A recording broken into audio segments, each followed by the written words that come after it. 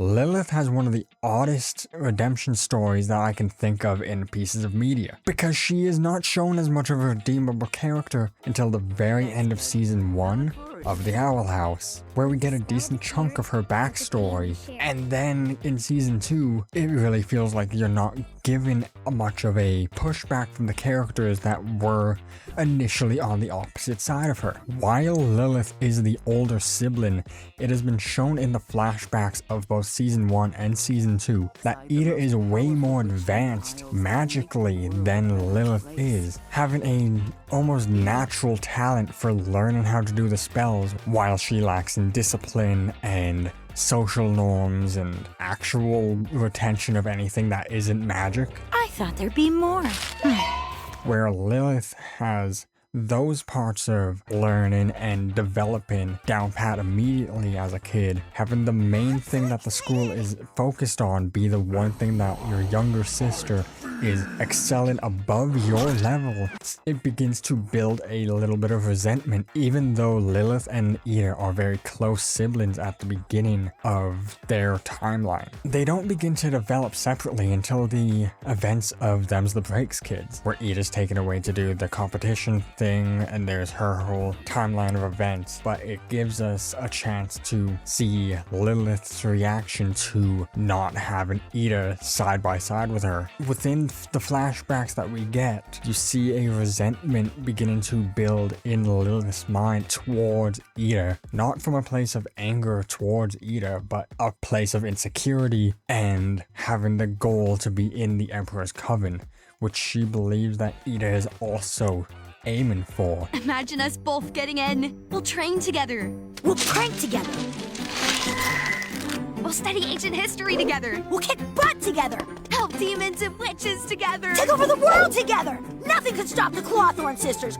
Our rivals shall be crushed beneath our feet. Even the Titans shall gasp in fear. Leading to Lilith cursing Ida for what she believes is only one day where she doesn't have use of her magic, which would mean that the competition that they are taking place in to see who gets the spot in the Emperor's Coven would go to Lilith, which it does, but because the curse is nothing like what Lilith had wanted. She had cursed Ida with the Owl Beast, and this is all caused because Ida's worldview had been shifted when she met Rain, and their building relationship between the two of them has changed Ida's worldview on the Coven system, leading her to want to become a Wild Witch, wanting to learn any type of magic that she wants to, while Lilith believes that the only option for learning all of the magic is to be in the Emperor's Coven. Indoctrination of the Emperor's Coven has clearly worked on Lilith in a way that it never did for Rain or Ida. And now you get this mutual resentment where their worldviews are drifting apart more and more as the days go. The next time that you see either of them in timeline wise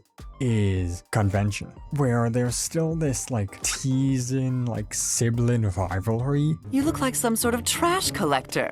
Oh right, you are. Oh, Lily, I just had to see the leader of the Emperor's Coven in action. You know, when we were kids, Lilith was so excited to see the Emperor's Coven, she peed a little.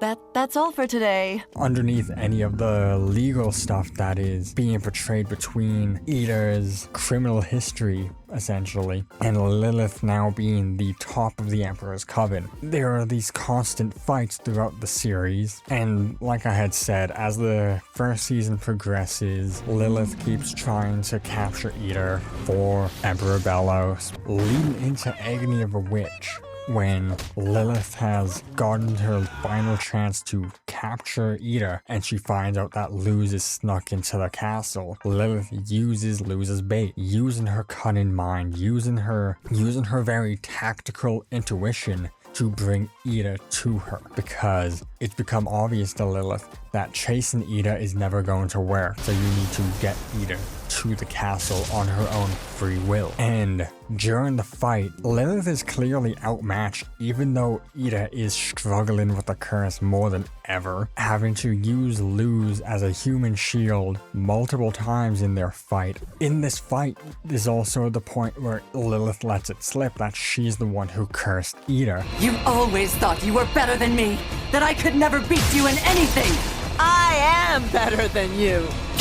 Then why were you so easy to curse? Only enraging Ida even more, like a rational person would be, who is not going to get more pissed when you find out that your sibling is the reason that you're cursed. Pretty much immediately after Lilith actually captures Ada, you see a bit of a switch flip in her mentality where she finds out what Belos's plan is actually to do, because his indoctrination of Lilith was a ruse to cure Ada of the curse, and Lilith's guilt over cursing Ada in the first place pushes her to want to capture Ada, believing that Belos will cure her, even though he can't, and he doesn't want to. Finding out the truth, she immediately wants to help free Ida because she's going to be petrified. Getting into the fight with Lilith where they get thrown into the human realm, also being the reason that Luz learns that magic doesn't work in the human realm because it's linked to the Titan itself, which is just a cool bit of world building that happens mid-episode without an actual explanation until later, and you see those tidbits throughout the series. This sequence is also where Luz finds out about the backstory between Lilith and Ada, and they form a bond in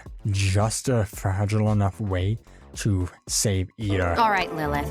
I don't like your whole deal, but we need your help to save Ada.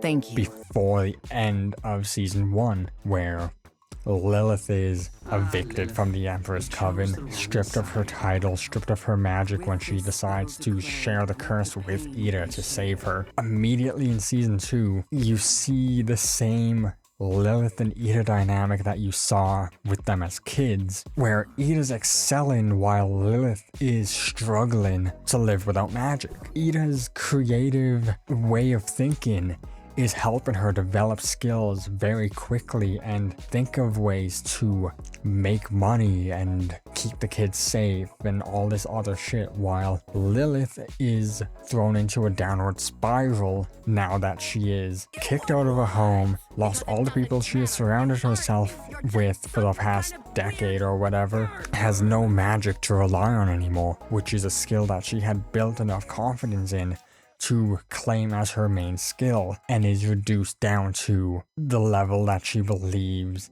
she would never be at again. This is also where a bit of my nitpickiness and my gripes with the beginning of season 2, because season 2 in general has a step up in quality over season 1. Having there be no real consequences in the dynamic of the Owl family and Lilith, even at just the beginning of season 2, it's pretty much instant that Lilith is just accepted into the family after everything that had transpired in the past. There's no real lingering hints of animosity between her and Ida, or trauma from Luz's perspective, because Lilith had kidnapped her and used her against Ida, along with, trying to kill Luz. At pretty much any point, it feels like the entire reconciliation that should have been shown bits and pieces of happened completely off screen between what looked like a couple weeks between season 1 and 2. That's really where my gripes come in with pretty much the entire show, if I'm being completely honest. There aren't many things bigger than that I have complaints about with the show. It's all nitpicks and what I would have personally liked a bit more than what they did in certain scenes, but that isn't important for the story that they were telling. It's just personal preference. Getting to the expansion of season 2, we see that Lilith is connecting with one member of the Owl family more than the others, and that is Hootie, because their dynamic is building in a convergent path of Hootie wanting to be more important than just the house, because that is all he was really relegated to in the first season, and he builds into a full character in the second season. Having that one friend and having them be there for you the entire time no matter what, in such a loyal fashion that goes both ways, where both Lilith and Hootie are equally loyal to one another and always wanting to build up the other person, helps them both achieve what they want. helps Lilith have a passion in something, because in my opinion, it's very clear that Lilith is someone who needs to follow something. You see it with her wanting to follow in Ida's footsteps, wanting to follow the Emperor's Coven, wanting to follow anything that she's able to in this weird gap area, getting back into history and wanting to show her skills that she had completely let slide. By the end of season 2, you see some of this like need to prove herself in finding out that King is a Titan and immediately going back to the clingy follower mindset that she has. Perhaps I could offer you dark deeds carried out in your name. It's played off for jokes, but it's also very, very realistic in her want to prove herself to someone that she believes could help her. Not even in a manipulative way, it is just a genuine want to prove that they are worth being around the people they are surrounding themselves with. That's pretty much everything I have to say about Lilith's redemption, because yes, it's played off as like a very loosey-goosey sort of thing, because in the first season she is the antagonist until the very last second, and then throughout all of season 2 she is just another protagonist. There's a very slim window where we get the actual redemption from Lilith's side of things. Her redemption happens very quickly, which I'm not saying is a bad thing for the story they wanted to tell, but it's just something that I noticed. Yeah, that was my rambly ass once again, rambling about things I'm passionate about.